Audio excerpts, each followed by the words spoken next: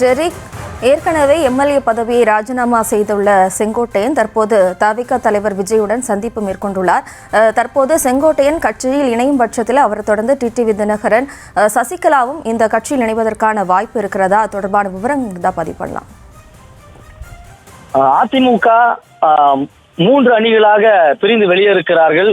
ஒரு பக்கம் TTV, OPS, Sasikala என்று இருந்தாலும் கூட சில தினங்களுக்கு முன்பாக டிடிவி தினகரன் தரப்பினரிடம் பேசியதாகவும் செய்திகள் கசிந்திருந்தது. அதாவது டிசம்பர், ஜனவரி வரை அவர் கூட்டணி கதவை திறந்து வைத்திருப்பார் எனவும் கூறப்பட்ட சூழலில் தான் சமீப காலமாகவே விஜய்க்கு ஆதரவு குரலாகவே டிடிவி தினகரன் எழுப்பி வந்திருந்தார்.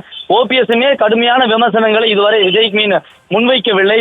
அதே போல சசிகலா தரப்பிலிருந்து கூட கடுமையான விமர்சனங்களும் வரவில்லை என்றாலும் கூட டிடிவி தினகரன் தமிழக வெற்றி கழகத்தில் இணைவார் என்று ஒரு எதிர்பார்ப்புகள் நிலவுகிறது.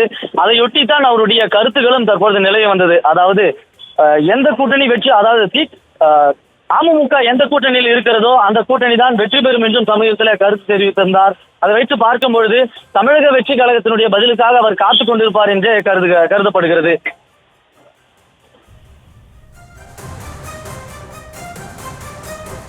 ஜெரி, தற்போது செங்கோட்டையன் தவிக கட்சியில் இணையும் பட்சத்தில் அது தொடர்பான அதிகாரப்பூர்வ தகவல் எப்போது வெளியாகும்? அது தொடர்பான விவரம்.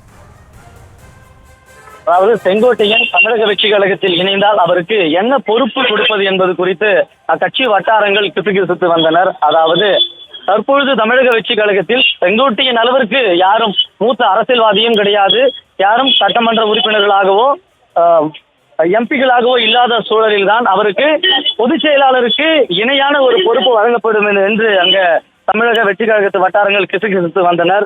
அந்த வகையில் தான் அவருக்கு கட்சியில மாநில பொறுப்பு வழங்கப்படுவதாகவும் கூறப்பட்டு வந்தது. இந்நிலையில் தான் செங்கோட்டையன் தற்பொழுது விஜயை சந்திக்க வந்திருக்கிறார். காலையிலிருந்து அவர் மௌனம் காத்து வந்த சூழலில் தான் தற்பொழுது உள்ளே விஜயுடன் ஆலோசனை நடத்த சென்றிருக்கிறார்.